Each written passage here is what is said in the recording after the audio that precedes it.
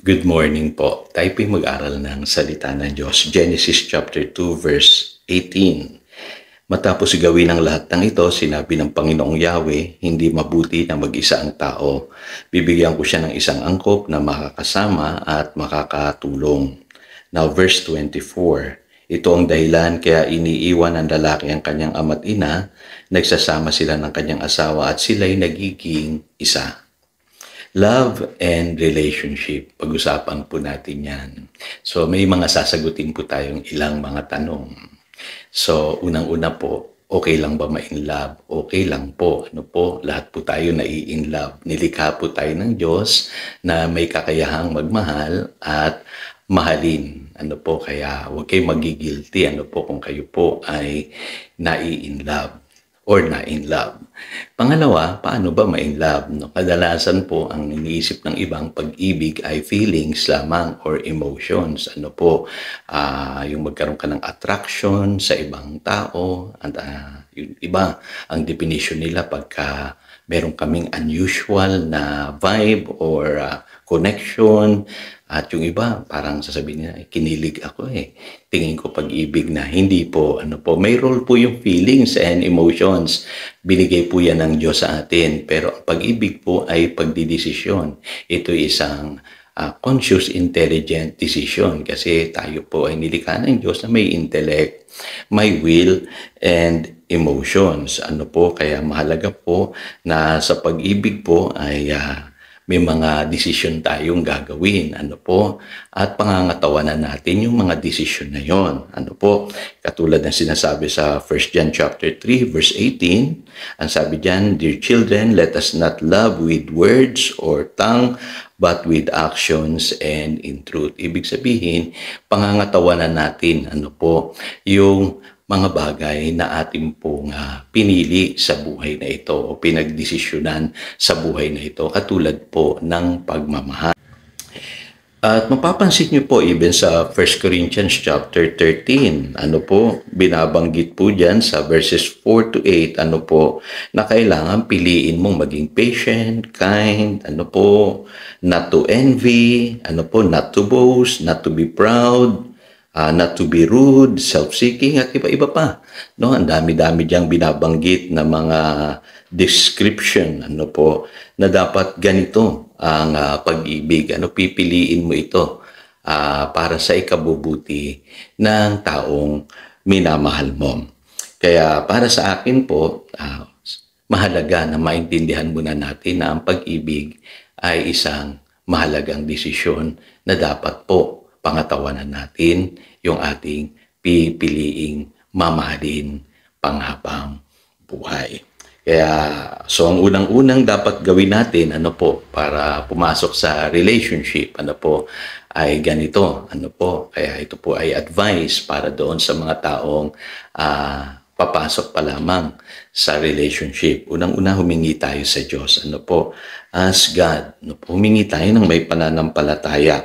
At mapapansin niyo po sa Biblia, alam ng Diyos ang ating pangangailangan. At ang Diyos, nakita niya po yung pangangailangan ni Adan, kaya nilikha niya si Eva. Ganon din po tayo, ano po, magtiwala tayo sa Diyos kasi sabi sa Proverbs chapter 19 verse 14 and Proverbs 18:22, ang mabuting asawa ay regalo ng Diyos sa atin. Ano po? Kaya maniwala tayo na may inihanda ang Diyos na kapartner natin, na magiging forever natin o magiging asawa natin. At ang Diyos po ang may akda ng lahat ng yan. Okay. Pangalawa, maghanda. Be ready. Ano po? Kasi maraming pumapasok sa relationship, hindi sila handa. Kaya marami silang nararanasang di maganda o nahihirapan sila. Para sa akin po, ano, kailangan makitaan tayo ng maturity muna. Ano po, mga kabataan. At hindi lamang tayo physically matured, no? Sa edad, ibig sabihin, kailangan po spiritually and emotionally matured tayo, mga kabataan. Kaya kung papasok kayo sa relationship, tiyakin nyo ito na handa kayo. So, unang-una dyan, check your intentions, no? Ikaw ba'y makasarili pa, no? Kasi pagka makasarili ka pa, hindi mo pa handang ibigay ang buhay mo para sa magiging kapartner mo. Ano po? Kaya dapat titignan mo, ready ka na ba, no? Na mag-accept ng responsibilidad. Ano po? At ano ba yung motibo mo? Baka lamang kaya mo gustong magkaroon ng boyfriend o girlfriend dahil naiinggit ka sa mga kaibigan mo, no? Para lang masabing meron kang girlfriend, no, or boyfriend. Or yung iba, mas mababaw pa dyan dahil lang hindi na makatiis, no? Dahil lamang sa lust or sex, kaya gusto na nilang magkaroon ng kapartner sa buhay, no? I-check nyo po yon. Kailangan po tama ang inyong motibo. Ano po? Kailangan po, higit sa lahat, God-centered dapat ang inyong magiging relationship. Ano po? At uunahin nyo ang Diyos sa inyong buhay. At magiging maayos po yan kapag inuna ninyo si Lord sa inyong relationship. Ano po? Pangalawa, nabanggit ko kanina, check your maturity, spiritually, emotionally, at i-check nyo na rin pati yung inyong capacity na pumasok sa isang relationship. Ano po? At kasama dyan, yung meron ba kayong trabaho? No? Tapos na ba kayong mag-aral, mga kabataan? Ano? At meron na ba kayong mga ipon? Kasi magastos po ang mag-asawa. Kaya titignan nyo po, no, kung handa na kayo sa isang stage ng buhay na kung saan kayo po ay magiging responsable at accountable sa inyong mga decisions at actions. Ano po? Ngayon, panghuli, ito mahalaga po, no? Allow God to orchestrate everything. Huwag kayo mainip. Maghintay po kayo. Ano po? Huwag pangungunahan ang Diyos.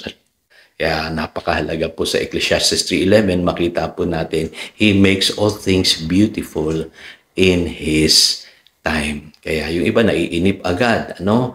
Gusto pumasok sa relationship, ano po? Huwag po. Hayaan niyo po na ang Diyos ang mag-orchestrate ng lahat at kapag ang Diyos ang nag-ayos ng lahat, magiging maganda ang inyo pong magiging pagsasama.